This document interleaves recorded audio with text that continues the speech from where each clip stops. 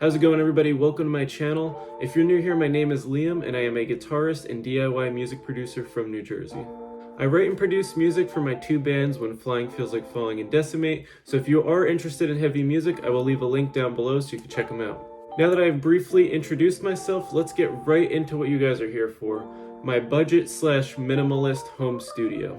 I wanted to make this video mainly to show what my recording space looks like for anyone who's interested, and also to show you that you don't need a ton of money and a crazy amount of gear to make great music.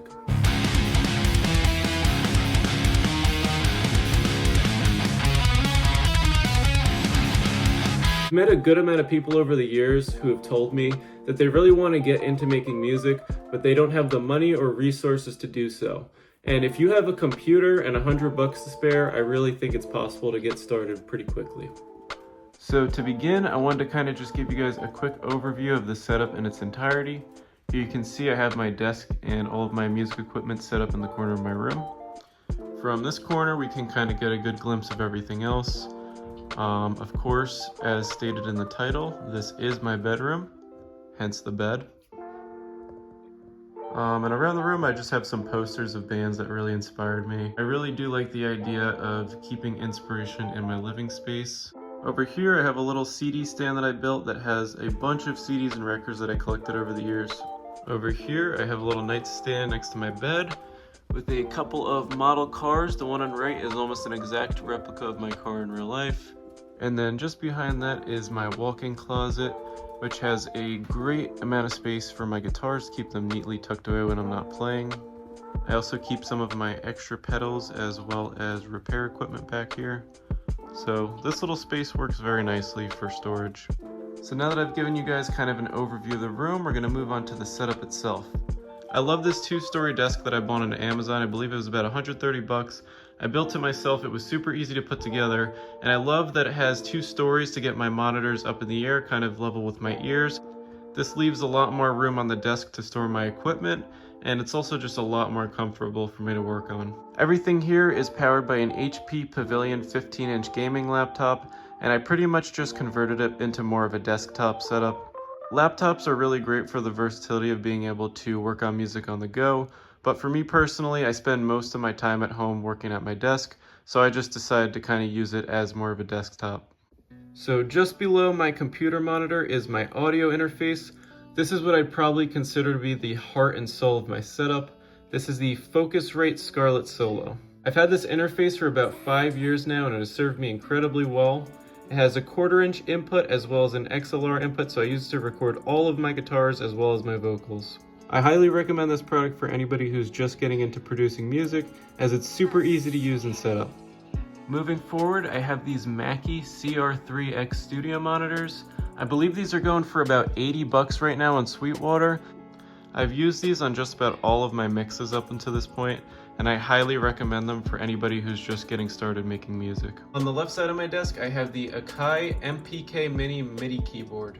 It's definitely not necessary, but it's nice to have if you make any kind of electronic music, as you can make beats on here and you can also manually create chord progressions on the keyboard rather than just writing them in on the piano roll.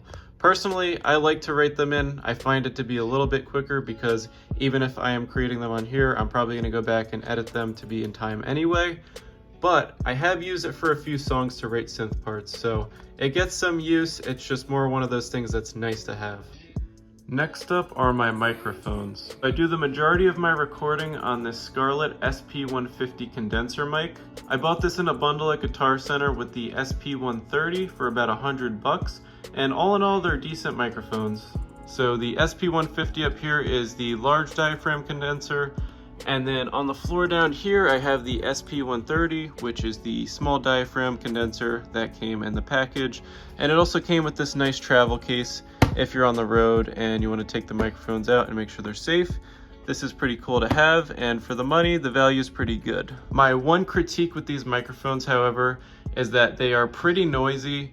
There's like this low-end hiss that you will hear when you're recording, and if you have something quiet like maybe an acoustic part or an acoustic song, you may want to stay away from these. However, I find that in the context of a full mix, that hiss disappears, and you can do some work with the EQ, but I would probably recommend using something else if you're looking to do some quieter songs. But all in all, for the value, $100 for these two microphones, pretty damn good. Attached to my microphone stand, I have these Musician's Gear studio monitoring headphones. There's not much to say about these other than they get the job done.